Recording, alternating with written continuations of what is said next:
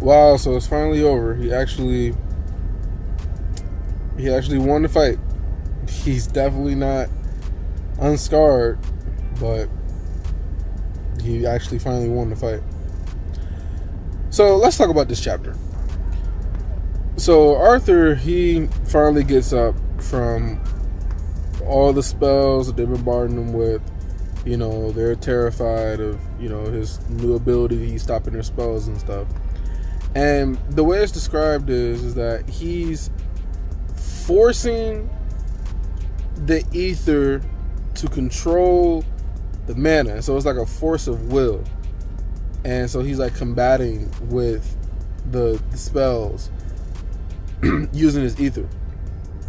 And so it's pretty much a battle of wills, which makes me think about, like, okay, so if you got somebody like Cecilia or somebody like Agrona who's using, you know, their spells and their mana,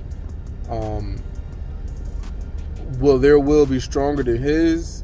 Will he be able to do these same things for other people who maybe have a little bit stronger of a will? You know, I'm kind of wondering about that. You know, like, you got somebody like Kessis, you got somebody like Winsome. Are their wills going to be strong enough to where, like, he won't be able to stop their spells or won't be able to cancel out their spells the way that he can with the other race, you know? So that's interesting. So he's not like just all powerful, can just stop everything. Like, it's a force of will type of thing, right? Now, as far as some of the limits of his ability, he hasn't fully mastered his ability yet. He says that there's some resistance from the ether while he's trying to manipulate it to control the mana, right? And so there's still some more parts that he doesn't quite understand. Maybe once he fully masters it, he don't have that resistance anymore. What I talked about earlier with you know, stronger people, maybe it'd be a lot more easier to where he can, you know, stop multiple spells at the same time and not have it be a strain on him, you know.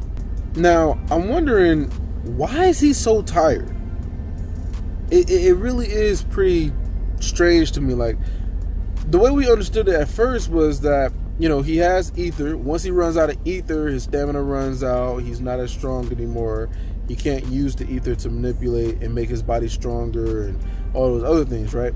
But, like, he's worn out and he has plenty of ether left, right? He has plenty of ether left. And he's just completely worn out. He has no stamina.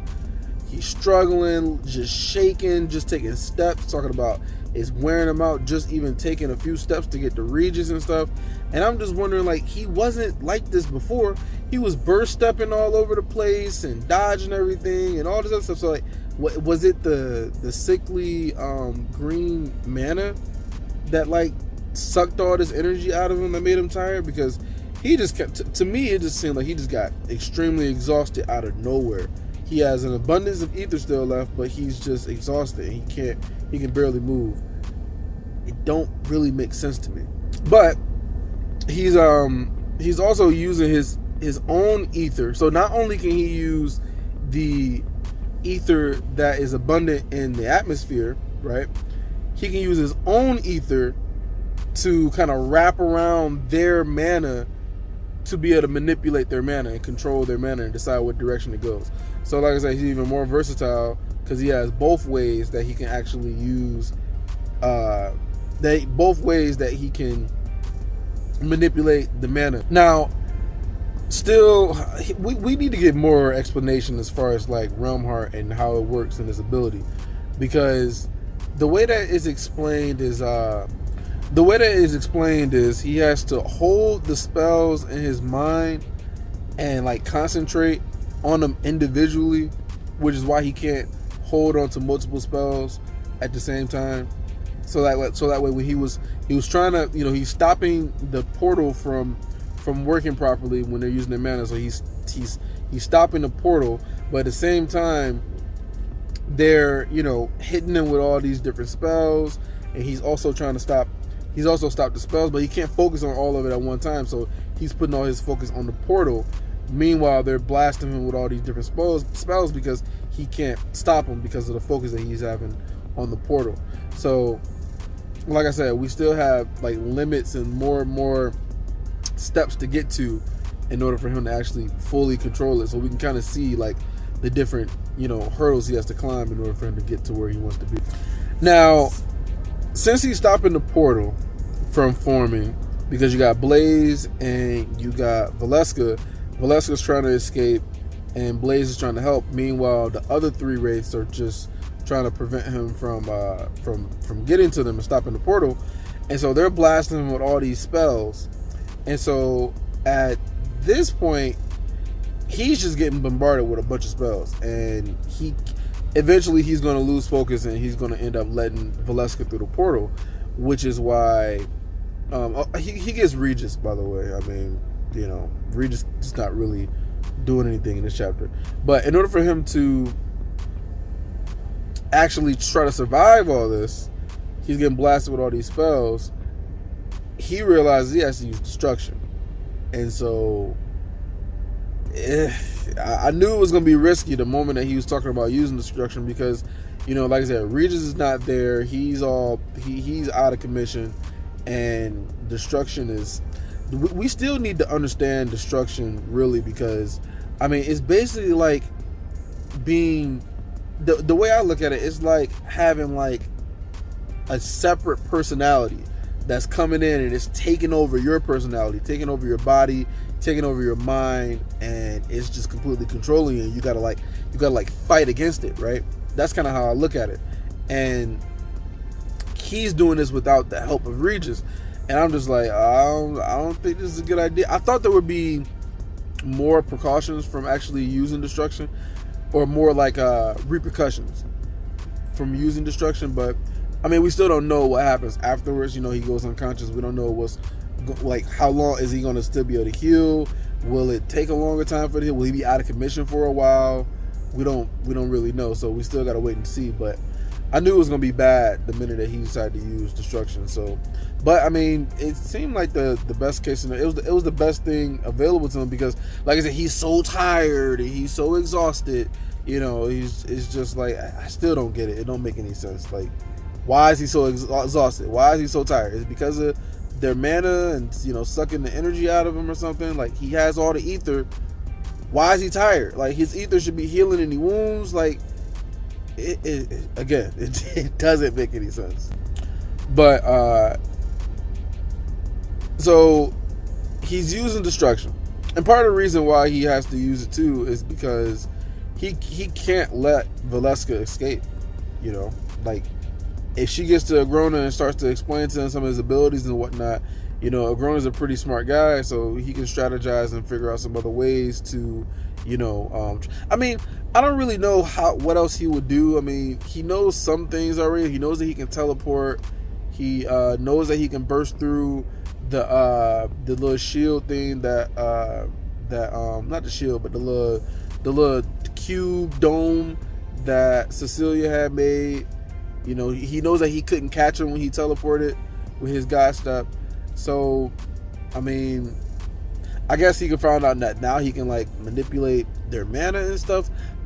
Now that I'm thinking about it, I don't really know what other sort of like strategy Agrona will come up with if he knows Arthur's powers, because just like, okay, are you gonna try to figure out some way to stop him from using those powers, or are you gonna just try to go after his family, like, but that's obvious. Go after his family, kidnap his family, his loved ones, and then boom, Arthur's all yours, So he used this destruction, man, and it is just deadly, man. Every time destruction is used in the story, it's just so, I mean, for lack of a better word, destructive, because it's just like, I mean, it just consumes everything. Like, that's why it's the most powerful ability.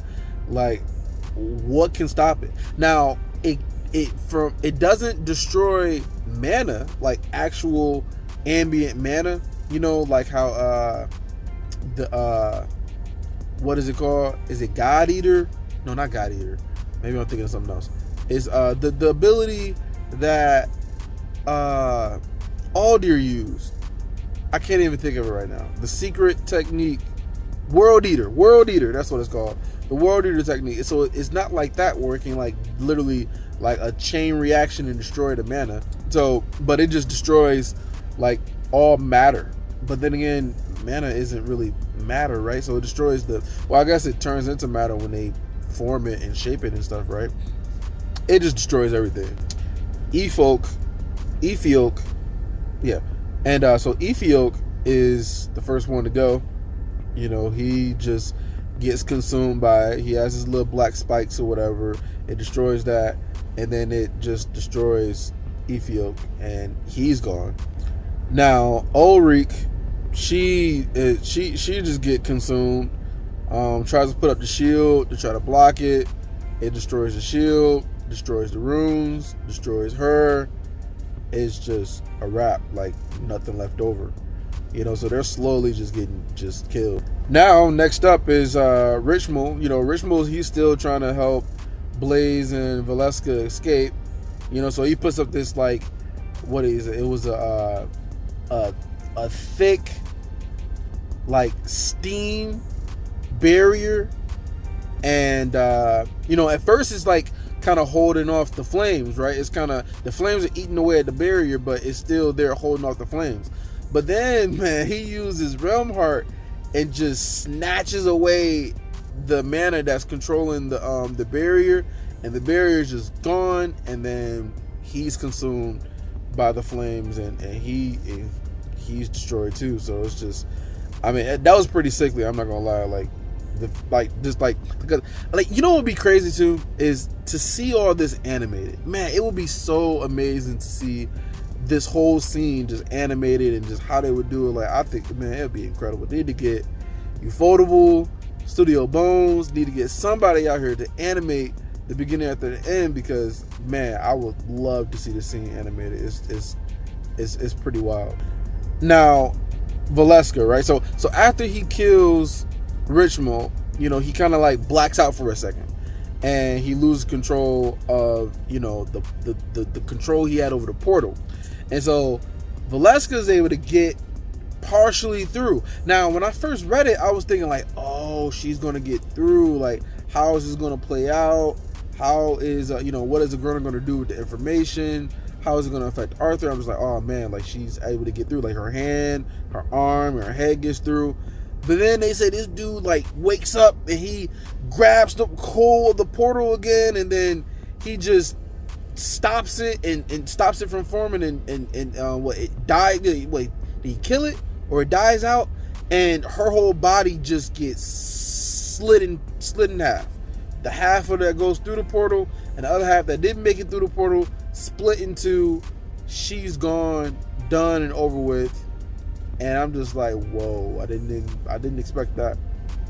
And meanwhile, Blaze, oh my God, you killed Veleska. He's roaring and all this other shit, and has some hellfire and some hellfire explosion. Man, the destruction just engulfs all that shit and kills him, and he's done and over with. So that's over and done with. So now we move on to the fact that he's controlled by destruction, and this destruction is still eating away at everything around him. How is he going to stop this? Right? He doesn't have the portal that he had back when he was in the relic tombs. He doesn't have he was in the mirror, the mirror world or whatever. He doesn't have that empty space to be able to just, let go of all his ether. So what is he going to do? And so he comes with the brilliant idea of using Aurora's Requiem to reform the portal that he just broke, and to go to the other side, wherever that is, and release it there. Now, with destruction being so destructive, right? It's destroying the portal, and Aurora's Requiem is trying to fix it at the same time. And so the only way for him to actually stop the destruction from, engulfing the portal, he turns it into himself. And so I was thinking, like, what does that mean? So, I mean, apparently this destruction is like eating at his lungs, his internal organs, and his eye. And he says some hot liquid comes from his eye. So is that like blood? Is that his, like, his eyeballs that are just like melting. I mean, he can still see, so maybe it's not his eyeballs that's melting, but I mean, that seems like that's some pretty. And then, like I said, the destruction ate away at his arms down to his biceps, and so he's like got no he got no arms anymore. So he's just all just messed up. Now, originally with when he first did the destruction, I thought that somehow Realmheart would maybe help with his control of destruction. I thought maybe, like, I thought it would be bad, but I was thinking, okay, with the Realmheart ability and him like learning more information about it, and like, you know, having a better understanding, I thought that maybe it would somehow help with his control over the destruction guy room, but it doesn't do anything, you know. So maybe once he has another branch of like Vivum, maybe if you get another branch of Vivum, maybe that will actually help with him understanding and controlling destruction better. Because I'm just thinking to myself, like, how is he going to control destruction better? Like, how is he even going to, like, is the destruction room going to always be like this, where it's like the fail-safe worst case scenario, my last trump card, I'm down on the ropes, against the ropes and stuff, and here's my final move, you know? Like, is it always going to be that way, or is he eventually going to be able to control it? Now Regis has part of it too, so I don't know. I'm just wondering, like, will destruction always be like this? I don't know. Tell me what you think. He fixes this portal and he's able to get through it, and apparently he's at this like military base in Alacria, and you know, they're already on guard because Veleska, she ended up going through, and you know, her body chopped in half, and you know, she's all done and over with, and so they're already on guard. And so when he gets there, you know, they already know, like, oh, it's gray, and so he lets out all the ether, and the destruction just kind of goes crazy. We don't even talk about the stupid guy who ended up just getting killed because he was like, oh yeah, he's not that tough and blah blah blah, and then just get into nothingness, you know. So he lets all this ether there. Now they made it a point, he made it a point to talk about the horn that Veleska left behind from her body. He was able to pick up one of the horns.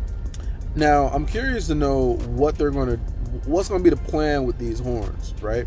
So these horns, he still has Cadell's horns, and he has her horn. Now, is he going to use these horns to maybe power up the lances, right? Is he going to use the horns to give to Gideon, and Gideon can use it to figure out some way of having it help out the other mages or something like that? We still don't know exactly what the plan is with these horns, but he has another horn to the collection. Now, he was able to make it through the portal after letting out all of the ether, and you know, he ends up, I don't think he destroyed the portal, but he like cracked it to where it couldn't be activated anymore. And you know, now he's just, you know, no arms, completely exhausted, no ether, don't really know how he plans on healing. Regis is there, he's kind of like, you know, conscious again, and Arthur just passes out, and so that's where they ended. And so you know, I'm guessing that next chapter they're probably going to change scenes and go either back to the Lances, maybe go somewhere else. Can we find out what's going on with Kara and with Ceres? You know, like, what's going on with them? That's it for the chapter. Remember, you guys, like the video, and if you're watching, subscribe. Just subscribe to the channel. You know, just, I'm gonna be posting more videos. You're watching it, subscribe, and I'll check you guys out in the next chapter. Peace.